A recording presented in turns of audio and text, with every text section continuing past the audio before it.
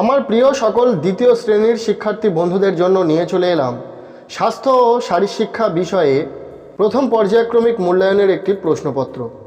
তোমাদের পরীক্ষা হবে 10 নম্বরের, যেখানে সময় দেওয়া হবে 20 মিনিট। সো এই প্রশ্নপত্রের যে প্রশ্নগুলো রয়েছে ঠিক সেই প্রশ্ন বা সেরকমই প্রশ্ন তোমরা তোমাদের পরীক্ষাতে পাবে। তাই পরীক্ষার আগে একবার দেখে নাও প্রশ্নপত্রে কোথায় কি লিখতে হবে।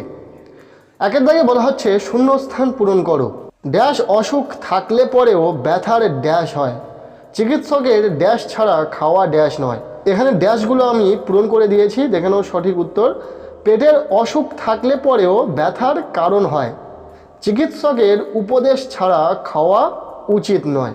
অর্থাৎ শূন্যস্থান পূরণে কি বসবে তোমরা দেখে নিলে। এরপর 2 দাগে বলা হচ্ছে কোনটা করা উচিত আর কোনটা করা উচিত নয় লিখবে। কর দাগে বলা হচ্ছে কাটা ফল ঢেকে রাখা উচিত নাকি উচিত নয়। এখানে বক্সের মধ্যে তোমাদেরকে সেটা লিখতে হবে, কাটা ফল ঢেকে রাখা উচিত। এরপর খর দাগে বলা হচ্ছে খাবার আগে সাবান দিয়ে হাত ধোয়া উচিত নাকি উচিত নয়। উত্তর হবে উচিত। এখানে আমি উত্তরগুলো করে দিয়েছি, দেখে নাও। এরপর গর দাগে বলা হচ্ছে নোংরা জায়গায় বসা উচিত নাকি উচিত নয়। উত্তর হবে উচিত নয়। এরপর ঘর দাগে বলা হচ্ছে হাঁচি কাশির সময় মুখে রুমাল দেওয়া উচিত নাকি উচিত নয়। উত্তর হবে উচিত। এরপর প্রশ্নপত্রের 3 দাগ বলা হচ্ছে সঠিক উত্তরটিতে টিক চিহ্ন দাও। কর দাগে প্রশ্ন দাঁত ভালো রাখার জন্য একটি সু অভ্যাস মাজন নাকি তামাক দিয়ে দাঁত মাজা।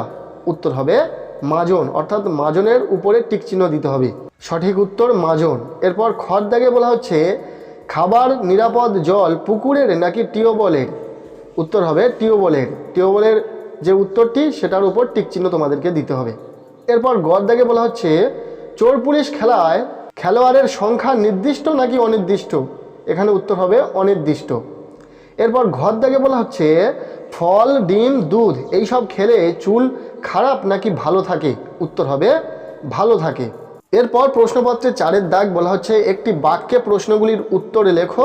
এখানে প্রত্যেকটি প্রশ্নের মান 1 নম্বর করে, টোটাল 4 নম্বর রয়েছে। কর দাগে বলা হচ্ছে পেটে ব্যথার একটি কারণ লেখো। উত্তর হবে খাবার খাওয়ার পর সেটা ঠিকঠাক হজম না হলে পেটে ব্যথা হয়।